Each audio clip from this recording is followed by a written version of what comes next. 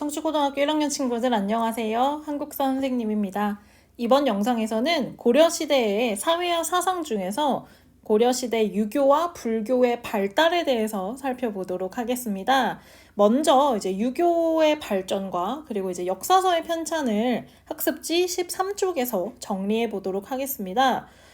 고려하면 우리가 불교를 더 중요하게 생각했던 국가라고 떠올리기 쉬운데요. 그렇다고 해서 유교를 아예 믿지 않았거나 아예 뭐 이제 배제를 했다거나 이런 건 아닙니다. 좀 각각이 맡은 영역이 조금 달랐는데요. 이 유학이나 불교가 사실 삼국시대에 우리나라에 전파가 된 거잖아요. 그러면서 이제 각자 맡은 역할이 뭐였냐면 유교는 이제 정치적인 면에서 역할을 하게 됩니다. 정치 분야에서 왜냐면 나라에 충성을 해야 된다, 부모님한테 효도를 해야 된다, 질서를 지켜야 된다 이런 이야기들이 나라를 다스리는 사람들 입장에서 굉장히 백성들에게 강조하고 싶은 내용들이잖아요. 그래서 정치적인 측면을 맡았다면 불교는 정신적인 측면에서의 어떤 역할을 하게 됩니다. 어떤 종교의 특성이 좀 더 강했던 것이죠. 그래서 이제 유교적인 내용을 한번 보면 뭐 태조나 광종, 성종 할 것 없이 모두 유교를 정치에 적용하려고 했습니다. 태조와 함께 고려를 건국했던 사람들 중에서는요, 신라의 육두품 출신 유학자들이 굉장히 나라에 많이 이제 기여를 했죠. 육두품들 골품제에서 진골 밑에 있던 사람들 아닙니까? 능력은 뛰어난데 그 육두품이라는 신분 때문에 자신의 승진에 제한을 받고 이제 나라를 개혁하고자 했던 그런 사람들이 육두품들이었죠. 그 사람들이 이제 고려 건국에 참여를 했고요. 그 다음에 이제 광종 때는 과거제도를 실시합니다. 과거제, 바로 시험을 통해서 인재를 뽑고 관리에 등용하는 제도이잖아요. 지금으로 치자면 공무원 시험이라고 할 수 있는데 여기서 이제 시험을 본 내용이 무엇이냐? 바로 유교 경전을 제대로 알고 있냐? 제대로 공부를 했냐를 시험을 보는 겁니다. 그래서 유교적인 내용을 지식을 갖추고 있는 사람들을 뽑아서 나라의 이제 중요한 역할들을 맡겼던 것이죠. 이렇게 성장한 사람이 바로 최승로인데요. 최승로는 이제 무엇보다도 나라의 안정을 위해서는 유교를 강조해야 된다. 불교는 조금 뒤로 미루고 유교를 강조해야 된다고 해서 다양한 건의를 하게 되고요. 그리고 이 성종 때 국자갑이나 향교 같은 학교를 세워서 학교에서 유교 경전을 뭐 공자, 맹자, 논어 같은 책들을 이제 학생들한테 가르치고 그 사람들이 이제 졸업을 해서 과거 시험을 봐서 나라의 인재가 되는 것이죠. 자, 그런데 이제 사회가 안정되면서 유교는 이제 좀 보수화되는데요. 나라의 질서를 유지하고 체제를 안정시키는 것이 중요해집니다. 지금 사회가 굉장히 좋은 시대라고 생각했기 때문에 더 큰 변화라든지 이런 걸 추구한 건 아니었죠. 이때 이제 활약했던 사람이 최충인데요. 최충은 구제학당이라고 하는 학교를 세워서 자신의 이제 제자들을 길러내요. 그래서 이제 여기서 유교 경전을 가르치면서 나라에 기여할 수 있는 인재가 돼야 된다. 지금으로 치면 이제 사립학교입니다. 근데 이제 최충이 이제 문헌공도라고 하는 학교를 세워가지고 거기서 이제 애들을 기르는데 결국 그 학교의 목적이 무엇이냐? 과거 시험에 합격하는 거거든요. 근데 이 최충이 세운 이 사립학교가 굉장히 지금으로 치면 합격률이 좋은 거야. 요새도 이제 고등학교들 중에서 뭐 고등학교 순위를 매긴다고 할 때 가장 제일 먼저 보는 게 뭡니까? 서울대를 몇 명 보냈냐? 이걸 되게 중요하게 생각하잖아요. 이 당시에는 그 학교가 인기 있는 학교는 어떤 학교였냐면 과거 시험을 몇 명이나 합격시켰냐? 그거야. 근데 심지어 최충은 과거 시험 문제 출제자이자 평가자였어요. 그러니까 지금으로 치면 수능 출제자가 학교를 세워가지고 거기서 이제 수능에 맞는 그런 막 공부를 막 시키는 거지. 그러니까 이제 너도 나도 돈 있는 집안 사람들은 이제 최충의 문헌공도에 입학하고자 했다. 이렇게 알고 계시면 되고요. 그리고 이제 우리가 알고 있는 김부식 누구를 진압했습니까? 묘청의 서경천도 운동을 진압하고 나라를 안정시키는 거 굉장히 중요하게 생각했잖아요. 이런 특징이 있었다. 기억하시면 되고요. 그 다음에 고려 말이 되면 성리학이라는 새로운 유학이 우리나라에 들어옵니다. 원 간섭기 충렬왕 때 안향이라는 사람이 원나라에 갔다가 중국에서 성리학이라고 하는 유학을 배워서 우리나라에 들여오는데요. 기존의 유학과는 약간 다르게 인간의 마음과 우주의 원리를 탐구하는 이런 학문이에요. 약간 굉장히 좀 철학적인 학문이죠. 그러면서 이제 계속해서 원나라의 학자들과 교류를 하면서 성리학을 깊이 배우게 되고요. 그러면서 이 사람들이 한 게 뭐냐? 지금 우리 고려의 나라를 어지럽히는 불교를 비판합니다. 그리고 나라를 안정시키기 위해서는 개혁을 해야 된다라고 하면서 소학이나 주자가래 같은 유교 서적을 들여와서 백성들과 이제 널리 보급을 하면서 나라를 안정시키고자 했죠. 이런 역할을 유학이 하게 됩니다. 그리고 이 성리학을 이제 본격적으로 공부한 사람들이 이제 신진사대부잖아요. 이 신진사대부들이 결국 조선을 건국했고, 불교를 내세웠던 고려와 달리 이 조선은 유교의 국가 아니겠습니까? 무슨 K-팝 할 때 이 K가 코리아의 K잖아요. 근데 이제 뭐라 그러지? 이제 유교 국가에서도 이제 또 우리나라가 또 큰 역할을 하고 있지 않습니까? 아직까지도 이제 유학의 전통이 많이 남아 있잖아요. 뭐 제사를 지낸다든지 이런 것들. 이제 조선 시대부터 본격적으로 유교를 수용하게 됩니다. 자, 그리고 이제 국가에서는 나라의 중요한 사건들, 우리나라가 얼마나 위대했는지를 기록으로 남기는 역사책을 펼쳤는데요. 초기에는 고려 왕조실록이라든지 칠대실록 같은 국가에서 편찬한 역사책이 있었어요. 현재는 남아있지 않습니다. 만약 이런 책들이 남아있었다면 우리가 고려시대를 좀 더 풍부하게 이해할 수 있었을 텐데 좀 안타깝고, 고려 이제 후기로 넘어가기 전에 중기에 드디어 이제 여러분들이 알고 있는 그 책이 나오죠. 삼국사기, 바로 김부식이 왕의 명령을 받아서 편찬한 책이고요. 현존하는 가장 오래된 역사서입니다. 고려시대에 써진 책인데요. 이름에서 알다시피 삼국, 그 고구려 백제 신라의 역사를 기록한 내용입니다. 그런데 김부식 아시다시피 앞에 나왔던 유학자잖아요. 유학자입니다. 그래서 어떤 신비로운 이야기나 좀 약간 미신 이런 거, 귀신 이런 것들을 배척해요. 오직 검증된 정확하게 자료나 사람들의 기억 속에 정확히 검증된 내용만으로 역사서를 편찬하고자 했고요.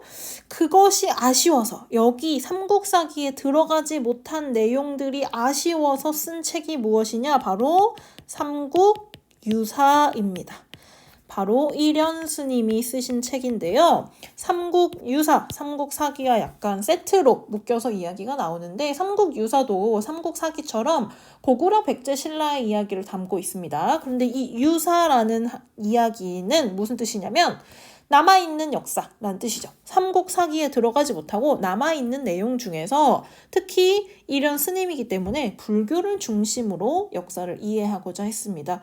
그래서 뭐 2차돈의 순교라든지 이제 뭐 절이나 탑을 지을 때 일어났던 신비로운 이야기라든지 이런 것들이, 재밌는 이야기들이 삼국유사에 많이 들어가 있어요.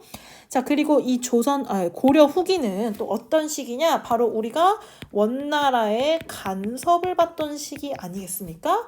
원나라의 간섭 때문에 고려라는 정체성이 흔들리는 시기였어요. 그래서 이 역사책을 쓸 때도 이 원 간섭에 맞서서 우리의 어떤 자주성을 높이고자 하는 특징이 보이거든요. 예를 들면 이규보 같은 경우는 우리의 뛰어난 조상 중에 주몽, 고구려를 세웠던 주몽의 그런 위대함을 칭송하는 서사시, 역사시를 쓰기도 하고요. 삼국유사에는 우리의 뿌리로 단군 신화를 수록하고 있습니다. 그리고 제왕 운기 역시 단군 조선을 우리 민족 최초의 국가로 기록을 하면서 우리는 원나라에 지금은 간섭받고 있지만 우리는 원나라와 다른 우리만의 자존심이 있는 나라다라는 것을 보여주고 싶습니다. 싶어 했다라는 걸 기억하시면 될 것 같아요. 자, 다음 장으로 넘어가 볼게요. 다음 장에는 이제 본격적으로 불교에 대한 이야기가 나옵니다. 고려는 숭불 정책을 펼쳤기 때문에 불교를 국가의 종교로 존중을 했어요. 그래서 뭐 연등회나 팔관회 같은 불교 행사를 국가에서 굉장히 대규모로 행사를 개최했고요. 그 다음에 과거 시험 중에 승과 아시죠? 승려도 시험을 합격해야지 스님이 될 수 있습니다. 그리고 이 스님들 중에서 정말 능력이 뛰어나고 이런 업적이 뛰어나신 분들은 왕사 또는 국사라고 해서 왕의 스승 또는 나라의 스승이라는 직책을 줘서 국가에 무슨 일이 있을 때 그 스님한테 어떤 조언을 구하거나 충고를 얻는 그런 역할을 주기도 했습니다. 자, 그런데 이제 불교가 워낙 발달을 하다 보니까 불교가 일단 약간 좀 뭐랄까 세속화됐다고 해야 될까요? 권력을 쫓는데 이용이 되고요. 그 다음에 이제 우리나라 국내 불교가 교종불교랑 선종불교로 나눠져 있어서 종파 갈등이 굉장히 심했어요. 선생님이 이 얘기를 영상에서 했는지 모르겠는데 교종과 선종에 대한 이야기를 간단하게 해보겠습니다. 자, 여러분, 이 불교의 최종 목적은 해탈입니다. 인생의 어떤 깨달음을 얻어가지고 깨달음을 얻으면 이제 고통이 끝나는 거야. 이 상태를 해탈에 들었다라고 하는데 이것을 얻기 위해서 해탈을 하기 위해서는 두 가지 방법이 있는 거예요. 해탈이 되려면 1번 불교 경전을 연구하고 공부한다. 이런 방법이 있어요. 책을 읽어가지고 깨달음을 얻는 방법이 있고, 두 번째는 수행을 해서 수행이나 참선을 통해서 예를 들면 108배를 한다든지 명상을 한다든지 묵상을 한다든지 뭐 무건수행을 한다든지 뭐 봉사활동을 한다든지 이런 걸 통해서 행동을 통해서 깨달음을 얻는 방법이 있는데 불교 경전 연구를 중요하게 생각하는 불교를 교종이라고 하고요. 이건 정말 간단하게 설명한 겁니다. 수행이나 참선을 강조한 것을 우리가 선종이라고 했어요. 이 선종은 통일신라 말기에 유행을 했다라고 우리가 배웠던 기억이 나실 거예요. 자, 그런데 이제 고려시대 불교가 교종파랑 선종파랑 나눠져 가지고 마치 적인 것처럼 싸우니까 나라에서 이걸 좀 통합을 해야겠다라고 해서 당시 왕자였던 의천이 직접 스님이 됩니다. 그래서 중국에 가서 유학을 하고 돌아온 다음에 해동 천태종이라는 불교의 종파 중에 하나를 만들어요. 이 의천이 했던 활동은 뭐냐면 이 둘로 나눠져 있는 이 분열된 종파를 하나로 통합하고자 했는데 무엇을 중심으로 하냐? 교종을 중심으로 선종을 통합하려고 했습니다. 그래서 수행 방법으로 교관, 겸수를 강조했는데요.